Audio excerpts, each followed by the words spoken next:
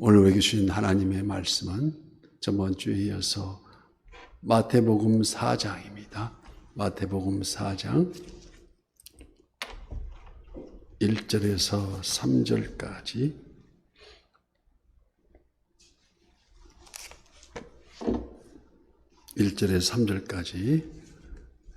천천히 합독하겠습니다. 시작. 그때에 예수께서 성령에게 이끌려 마귀에게 시험을 받으려 광야로 가사 40일 밤낮으로 금식하신 후에 줄이신지라. 시험하는 자가 예수께 나와서 이르되 네가 만일 하나님의 아들이거든 명하여 이 돌들로 떡덩이가 되게 하라. 아멘.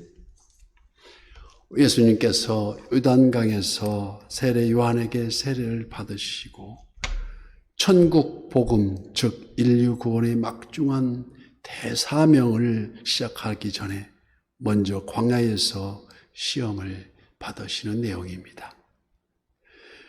여리고 에쌍터 맞은편 주황색 돌과 모래만이 흩날리는 황량한 광야에서 오늘 보면 1절 말씀과 같이 그때에 예수께서 성령에게 이끌려 마귀에게 시험을 받으려 광야로 가사 40일을 밤낮으로 금식하신 후에 줄이신지라.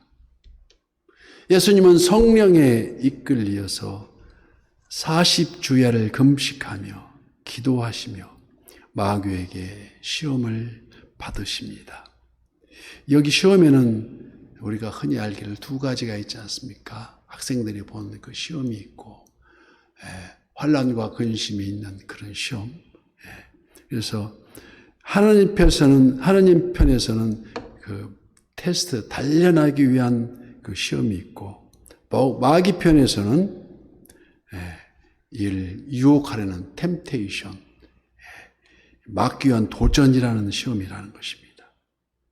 그래서 첫째, 단련하는 시험, 그 테스트는 더 좋아지게 하기 위해서, 더 좋게 하기 위해서 시련을 주고 돈독해 하는 의미를 가집니다. 예를 들어서 학교에서 학생들에게 교과를 가르친 후에 기말 시험을 치르고 중간 시험을 치르고 하는데 이 테스트를 하는데 그 목적이 실력을 더 높이기 위한 시험이라는 것입니다. 그러나 마귀가 도전하는 템테이션, 이 시험은 상대방을 넘어뜨리기 위한 시험에 불과합니다. 그런데 여기 예수님께서 지금 당하시는 이 시험은 이 두 가지가 다 포함되어 있습니다. 마귀는 분명히 예수님을 넘어뜨리려고 시험을 했고 또 한편 본문 중에 성령에 이끌려란 말은 하나님 편에서 인류 구원의 큰 대사명을 맡기시려 할 때에 과연 마귀에게 지지 않고 승리할 것인가 패배할 것인가 이를 테스트한다는 것입니다. 믿음의 조상 아브라함에게도 그의 아들 이삭을 모리아산에서 내게 제물로 바치라는 테스트를 하셨고 그래서 신앙의 정도를 시험하셨고 또 의인 욥에게는 시험할 때도 그 욥을 시험할 때도 사단은 욥을 넘어뜨리려고 템테이션 시험을 했지만 하나님께서는 욥에게 더 큰 축복으로 테스트한 것입니다. 그래서 욥기 23장 10절 말씀에 그러나 내가 하는 길은 그가 아시나니 그가 나를 단련하신 후에 내가 순금같이 되어 나으리라고 기록되어 있습니다. 오늘도 하나님은 하나님의 자녀에게 믿음의 분량대로 시험할 테스트를 하십니다. 그래서 히브리서 12장 6절 말씀부터 주께서 그 사랑하시는 자를 징계하시고 그가 받아들이시는 아들마다 채찍질 하심이라 하였으니 너희가 참음은 징계를 받기 위함이라. 하나님이 아들과 같이 너희를 대우하시나니 어찌 아버지가 징계하지 않는 아들이 있으리요. 징계는 다 받는 것이거늘 너희에게 없으면 사생자요 친아들이 아니니라고 기록되어 있습니다. 그리하여 때로는 실패도 당하고 병도 들게 하고 핍박과 멸시도 받고 학교 입시에 낙방도 하고, 그러나 분명한 것은 하나님이 시험하시는 목적이 우리를 연단시켜서 더 온전케 하기 위하여, 어떠한 깨달음을 주기 위하여, 신령한 유익을 주기 위하여 하나님 앞으로 더 가까이 나아가게 하시기 위해서라는 것입니다. 그러니 어떤 시험에도 어떤 시련에도 그 믿음 붙들고 잘 견뎌야 할 줄 믿습니다.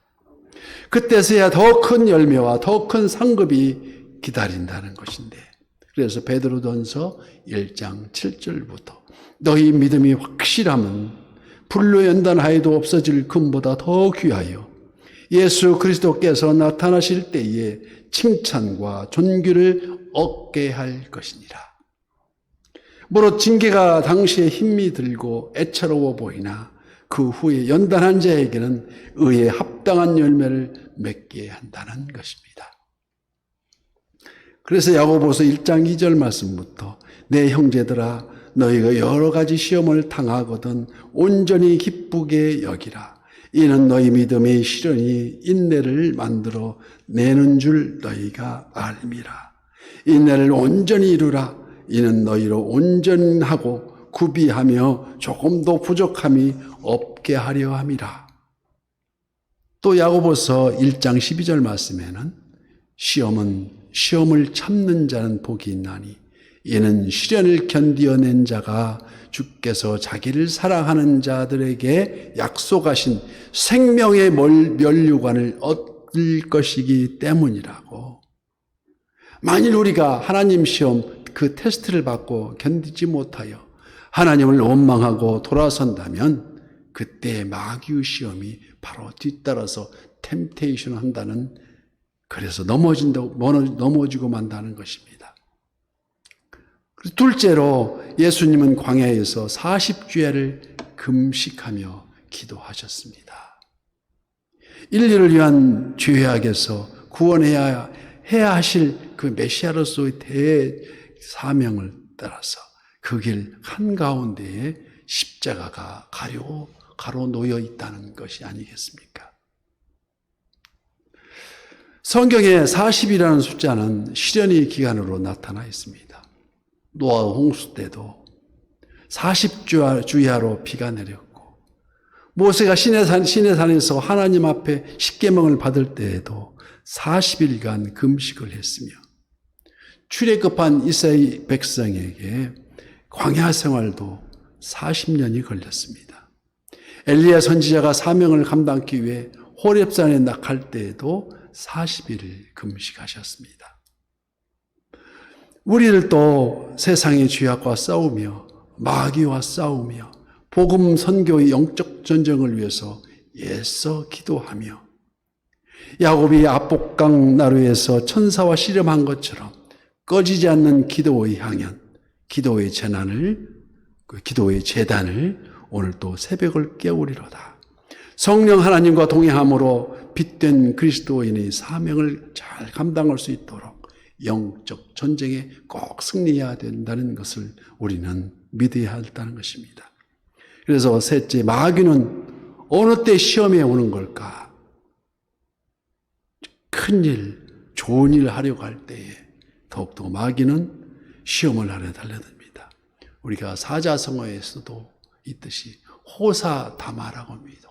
좋은 일이 이루어지려면 마가 여러 가지가 낀다고.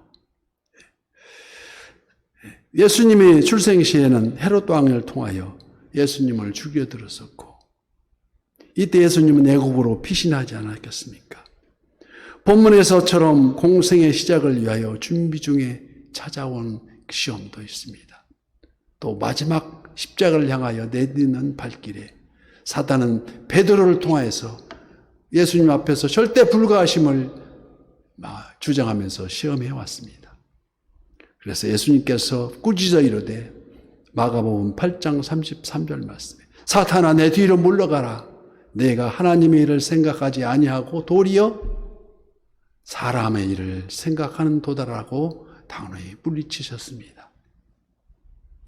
끈질긴 마귀는 그 뒤 가룟 유다의 마음에 예수를 팔려는 생각을 집어넣어 끝내 십자가 처형으로 끝나는 줄 알았지만 장사된 지 사흘 만에 죽은 자 가운데서 다시 살아나셨으며 우리가 매일매일 사도신경에서 암송하는 구절과 같이 이렇던 마귀는 하나님의 뜻을 이루려 할 때에 도전, 템테이션 해온다는 것입니다.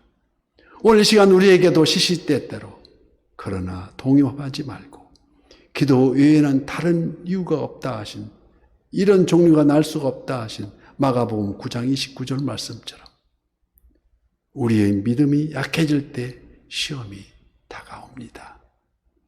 예수님이 40주야를 금식하고 줄인 후에 심히 육체적으로 약해져 계실 때 오늘 보면 3절 말씀과 같이 시험하는 자가 예수께 나와서 이르되 네가 만일 하나님의 아들이거든 명하여 이 돌들로 떡덩이가 되게 하라고. 이처럼 배고픔과 굶주림에 시달릴 때 떡을 거론하고 있습니다. 예를 들어서 예배 출석을 미루고 세상 일에 바쁠 때 하나님보다 세상 일이 더 급하다고 생각할 때 하나님보다 더 세상 물질이 더 귀하다고 여겨질 때 즉 하나님보다 우선시하는 건 다 우상이라고 하나님은 우리에게 가르쳐주고 계셨습니다. 그래서 베드로전서 5장 7절 말씀 너희 염려를 다 주께 맡기라. 이는 그가 너희를 돌보심이라. 근신하라 깨어라 너희 대적 마귀가 우는 사자같이 두루 다니며 삼킬 자를 찾나니라고 우리를 경고하고 있습니다. 오늘도 새벽을 깨우리로다. 기도 외엔 다른 이유가 없다 하였사오니 오늘도 기도의 향연 속에 승리하시는 우리 그래서 우리가 선한 이웃교회의 초석이 되어서 이 빈자리가 가득 채워지는 부흥의 역사 이루기를 예수님 이름으로 축복합니다.